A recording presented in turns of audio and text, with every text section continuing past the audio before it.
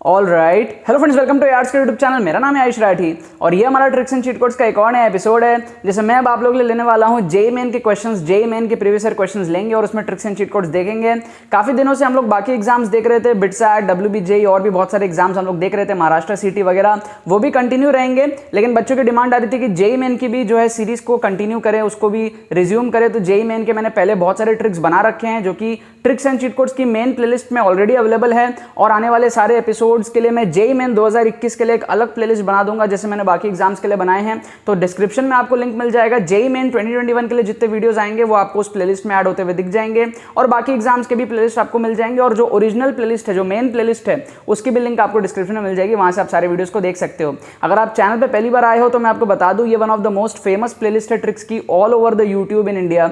ठीक है, चाहे जितने भी आपके एग्जाम्स है, सब एग्जाम्स की मैं ऐसी तैसी कर देता हूँ ट्रिक्स लगा के। तो जेईई मेन के भी क्वेश्चंस की हम लोग ऐसी तैसी करेंगे। तो जल्दी से वीडियो को लाइक करके चैनल को सब्सक्राइब करके एआर स्क्वाड का हिस्सा बन जाओ। उम्मीद करते हैं कि आपको वीडियो पसंद आएगी।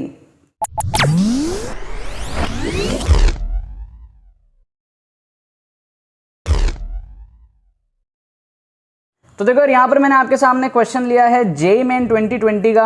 यहाँ पर आप देख सकते हो दो क्वेश्चन आपके हैं जेईई मेन 2020 के, और यहाँ पर आपको दिख रहा है एक क्वेश्चन आपके पास में है जेईई मेन 2020 का। ठीक है, यहाँ पर मैं लिखना भूल गया हूँ तो फटाफट से मैं आपके सामने लिख देता हूँ जेईई मेन 2020, ताकि फील आ जाएगी इन क्वेश्चंस को। आप लोग देखो, यहाँ पर भी मैं लिख देता हूँ जेईई मेन 2020। ठीक है, ये तीनों क्वेश्चन जेईई मेन 2020 के हैं, और यहाँ पर हम लोग ट्रिक्स एंड चीट कोड्स लगा के देखेंगे इन तीनों क्वेश्चन में कि कैसे हम लोग ट्रिक्स एंड चीट कोड्स लगा के जाली तरीके से इन क्वेश्चंस को सॉल्व करते हैं। ये आपको दिख रहा है पहला क्वेश्चन यहाँ पर आपके सामने कोऑर्डिनेट ज्योमेट्री से रिलेटेड है। दूसरा क्वेश्चन आपको दिख रहा है जीपी से रिलेटेड है, प्रोग्रेशन एंड सीरीज वाले चैप्टर में से। और जो तीसरा क्वेश्चन है यहाँ पर आपके पास में कैलकुलस से है, डोमेन फंक्शन, थोड़ा ट्रिग्नोमेट्री भी इन्वॉल्व है इसमें। तो इन सारे चैप्टर से रिलेटेड क्वेश्चंस हैं। तो फटाफट से देखते हैं इन ट्रिक्स को, आप लोग लगाओ, समझो। ट्रिक्स की मैंने अलग से प्लेलिस्ट बना दी है जेईई मेन के लिए, आपको डिस्क्रिप्शन में लिंक मिल जाएगा, है ना। तो ओरिजिनल प्लेलिस्ट में जाकर के भी आप लोग ट्रिक्स एंड चीट कोड्स देख सकते हो। और अगर जेईई मेन स्पेसिफिक वीडियोस देखनी है तो जेईई मेन 2021 के लिए मैंने अलग से प्लेलिस्ट बना ली है, आप उसमें जाकर के ट्रिक्स एंड चीट कोड्स की वीडियोस देख सकते हो, राइट। अब सबसे पहले यहाँ पर जो पहला क्वेश्चन दिया आपको दिया है, ये आपके पास में h, p एक पॉइंट है इस कर्व में। ठीक है, नियरेस्ट टू दिस लाइन। ठीक है, तो सबसे पहले आप क्या करो, इस कर्व को बना लो। कैसे बनाओगे, देखो कर्व को आप ऐसे बनाओगे। ठीक है, आप क्या करोगे, यहाँ पे 0 पुट करोगे। 0 पुट करने से y की वैल्यू 2 आएगी, तो 0 पुट करने से y की वैल्यू 2 आई। फिर आप x को 1 पुट करोगे तो आपको मिलेगा कितना, 7, 2, 9, 10। तो आप x 1 पुट करोगे तो y आपको 10 मिल जाएगा, तो समथिंग लाइक दिस। फिर आप x को 2 पुट करोगे तो क्या मिलेगा, 2 2 4, 4 + 2 6, और यहाँ पे 7 2 14, मतलब 20। x को 2 पुट करने से y आपको 20 मिल जाएगा, इस तरीके से, राइट। 3 पुट करोगे तो 3 2 3 9 + 2 11, 11 7 3 21, 31, है ना। मतलब ये बढ़ते ही जा रहा है, मतलब समझ लो ये इस तरीके से आपका जो भी हो रहा है ये बढ़ ही रहा है एक तरीके से, राइट। अच्छा, अब माइनस पुट करके देखते हैं। तो -1 पुट करोगे तो आपको मिलेगा 1 2 3 और -7 -4, तो -1 पुट करने पे मिला आपको -4। ठीक है, अब यहाँ पे नीचे जा रहा है। और -2 पुट करो तो 6, और यहाँ पर आएगा -8 आ जाएगा टोटल, तो ये आ जाएगा आपका -8 इस तरीके से। फिर -3 पुट करके देखो तो आपको मिलेगा 11 -21 -10 के आसपास, ये आ जाएगा आपका इस तरीके से। तो कुल मिला के यार इस तरीके का आपका जो ग्राफ है बन रहा है। आप वैल्यूज को पुट कर करके रफली जो है ग्राफ देख सकते हो। अब जो भी इसका ग्राफ है हमने अपने इस रीजन में इसलिए देख लिया ताकि हम अपने क्वेश्चन को थोड़ा सा अप्रोच कर पाए, राइट। अच्छा, अब देखो हमको बोल रहा है हमारे पास में एक लाइन और है जो है y = 3x - 3। तो y = 3x - 3 क्या है, x को 0 पुट करो, y की वैल्यू -3 आ जाएगी, है ना। y की वैल्यू -3 आ जाएगी, है ना। और x को आप 1 पुट करो तो y की वैल्यू 0 आ जाएगी, तो x 1 पुट करने पे y की वैल्यू 0 आ जाएगी। तो ये कुछ इस तरीके का लाइन होगा हमारा, कुछ इस तरीके का हमारा लाइन होगा ये। ठीक है, ये सिंपल सा एक स्ट्रेट लाइन है, रफली मान लो आप। ठीक है, अब हमको बोल रहा है कि एक नियरेस्ट पॉइंट देखना होगा पहले वाले कर्व में जो कि इस लाइन से पास में हो, तो वो कहीं यहीं पर होगा। ठीक है, मतलब आपको मैं एक बार डायग्राम और अच्छे से बना के दिखाऊं तो एक डायग्राम, एक कर्व आपका इस तरीके से कुछ आ रहा है रफली। ठीक है, और लाइन आपका कुछ इस तरीके से आ गया। ठीक है, अब क्लोजेस्ट जो भी होगी वो यहीं पर तो होगी ना, यहां पर होगी, राइट, समथिंग लाइक दिस।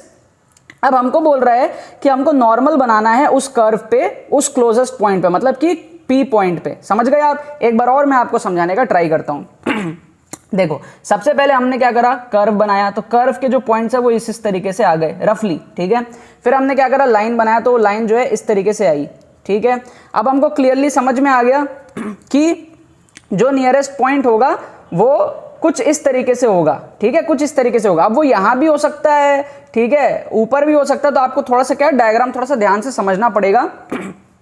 ये जो हमने कर्व का जो डायग्राम बनाया है ना, उसमें जो पॉइंट्स हैं वो यहां पर थोड़े से पास दिख रहे हैं आपको। क्यों? क्योंकि आपने जब इसमें -1 पुट किया था, राइट, तो जैसे ही इसमें -1 पुट किया था तो हमको यहां पर क्या मिला था, 1 + 2 3 और -7 -4 मिला था, राइट। तो हम -1 पुट करने पे हमको -4 मिल रहा है, जो कि हमारे इसके थोड़ा पास है, क्योंकि इसका y इंटरसेप्ट -3 है, तो इसके पास है, तो हाई चांसेस बनती है कि ये जो क्लोजेस्ट डिस्टेंस जो भी आएगा वो नीचे वाले रीजन पे आएगा, राइट। अच्छा, तो नॉर्मल कैसा बनेगा, वो मान लो ये कर्व है इस तरीके से, ये कोई पॉइंट है, तो नॉर्मल ऐसा बनेगा, मतलब जो भी नॉर्मल बनेगा उसका क्या आएगा, स्लोप नेगेटिव आएगा, राइट, स्लोप नेगेटिव आएगा, क्योंकि कर्व पे नॉर्मल इस तरीके से बनेगा। तो नेगेटिव कर्व वाले कौन कौन से वो ऑप्शन देख लो। तो ये तो आपका पॉजिटिव कर्व का, इसको एलिमिनेट करो, अगर आप इसको y = mx + c फॉर्म में कन्वर्ट करोगे तो स्लोप आपका पॉजिटिव आ रहा है, राइट, इसमें भी स्लोप पॉजिटिव आ रहा है, एलिमिनेट कर दो, 2 ऑप्शन बच रहे हैं, इसमें और इसमें नेगेटिव आ रहा है, इसमें स्लोप नेगेटिव है, इसमें भी नेगेटिव है। अब कैसे चेक करें, अब चेक करो y इंटरसेप्ट के साथ में, ये जो आपका नॉर्मल बना है रफली, ये एक रफली डायग्राम है, रफली नॉर्मल है, सब कुछ रफ है, ठीक है, एग्जैक्ट कुछ भी नहीं है। ये जो नॉर्मल है इसका y इंटरसेप्ट क्या है, नेगेटिव है, y इंटरसेप्ट नेगेटिव है, मतलब कि x को 0 पुट करने पे y नेगेटिव आनी चाहिए। तो यहां पर अगर हम x को 0 पुट करेंगे तो y पॉजिटिव आ रहा है, मतलब इसको भी एलिमिनेट कर दो, और यहां पर x को 0 पुट करने पे y आ रहा है नेगेटिव, तो इसका मतलब ये आंसर करेक्ट होने के सबसे ज्यादा हाई चांसेस है हमारे इस रफ डायग्राम के अकॉर्डिंग। क्या आपको बात समझ में आ गई? वो वैल्यू आ रही है -8 के आसपास, मतलब कि y इंटरसेप्ट -8 के आसपास आ रहा है, ठीक है ना। मतलब कि आपका क्या हुआ, कुछ इस तरीके से आपका जो है, पहले कर्व इस तरीके से था, फिर लाइन भी इसी तरीके से था, ये आपका क्लोजेस्ट डिस्टेंस कुछ ऐसे आया, और यहां से नॉर्मल भी कुछ ऐसे ही आ गया, और उसका y इंटरसेप्ट नेगेटिव हो गया और स्लोप भी हमारा नेगेटिव हो गया। तो हमने इस रफ डायग्राम के बेसिस पर पूरे के पूरे क्वेश्चन में एक बढ़िया तुक्का लगाया है, और अगर आप इस तरीके से इसको मार्क करते हो तो ये आपका सही हो जाता है। इसको कहते हैं डायग्राम अप्रोच। अगर आप और एग्जैक्ट डायग्राम बनाना चाहते हो तो पेशेंस रख के और पॉइंट्स देखो, ठीक है, अच्छे से बना लो, कोई दिक्कत नहीं, मैंने आपको जस्ट रफली समझा लिया, हमारे इस आइडिया से हमने बस स्लोप वगैरह से काम कर लिया। अच्छा, नेक्स्ट क्वेश्चन में आ जाओ।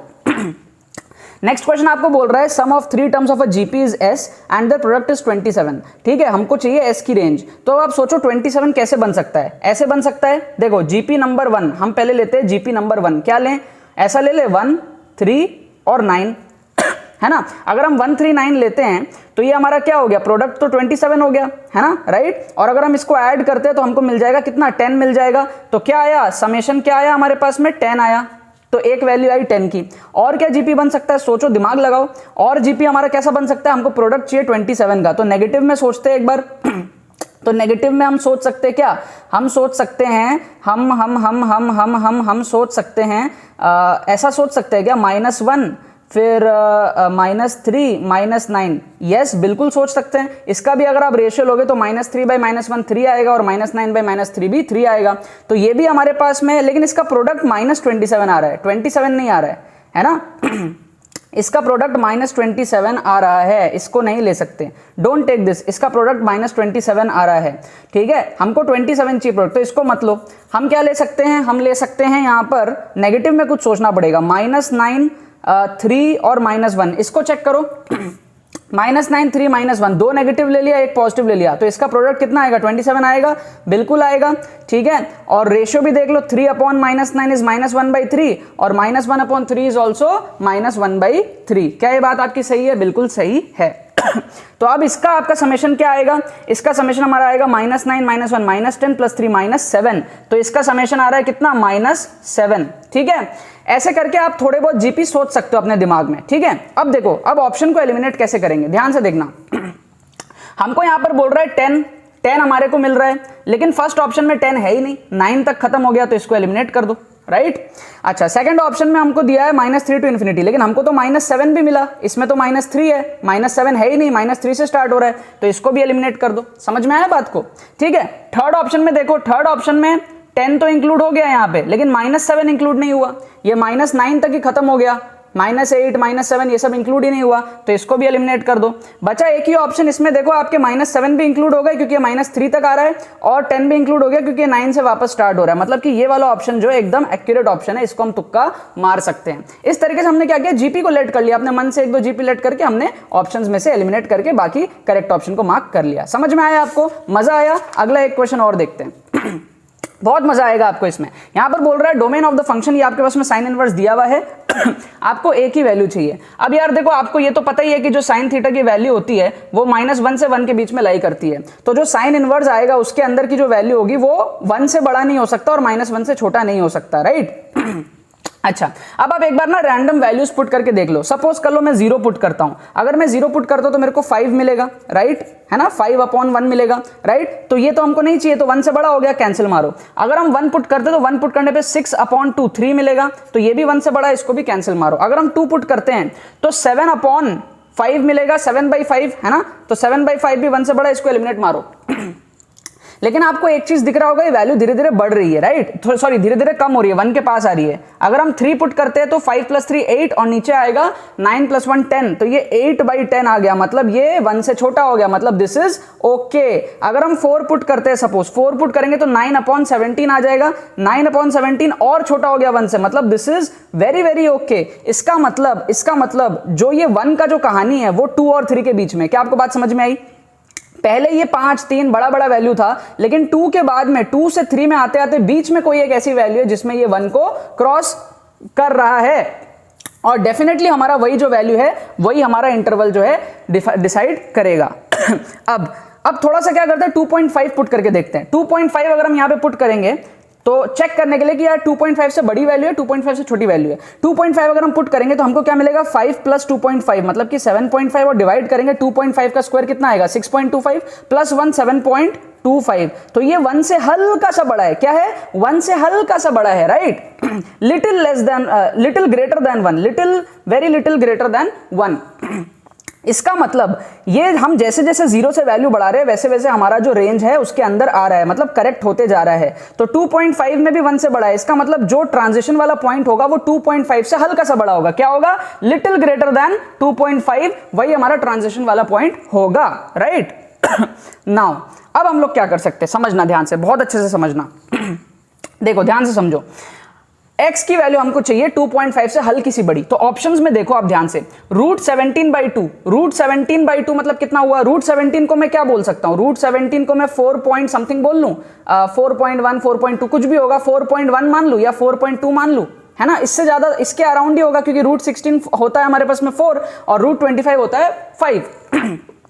तो √17 4.2 मान लेता हूं मैं अप्रोक्सीमेटली। तो यहां पर √17 पुट करो तो 4.2/2 मतलब कि 2.1, है ना, 2.1 को ऐड करेंगे 1 के साथ में, तो ये तो 3 से भी बड़ा हो गया, लेकिन हमको तो 3 के अंदर चाहिए था, 2 और 5 के बीच में, 2 और 3 के बीच में, तो इसको एलिमिनेट कर दो, 3 से भी बड़ा हो गया, राइट। हमको 2 और 3 के बीच में चाहिए और 2.5 से हल्का सा ऊपर चाहिए, राइट, तो ये 3 से बड़ा हो गया। अच्छा, इसको देखो, √17 - 1 मतलब कि 4.2 - 1 3.2/2 मतलब कि 1.6 समथिंग, तो ये तो 2 से भी छोटा है, इसको भी एलिमिनेट कर दो, ठीक है।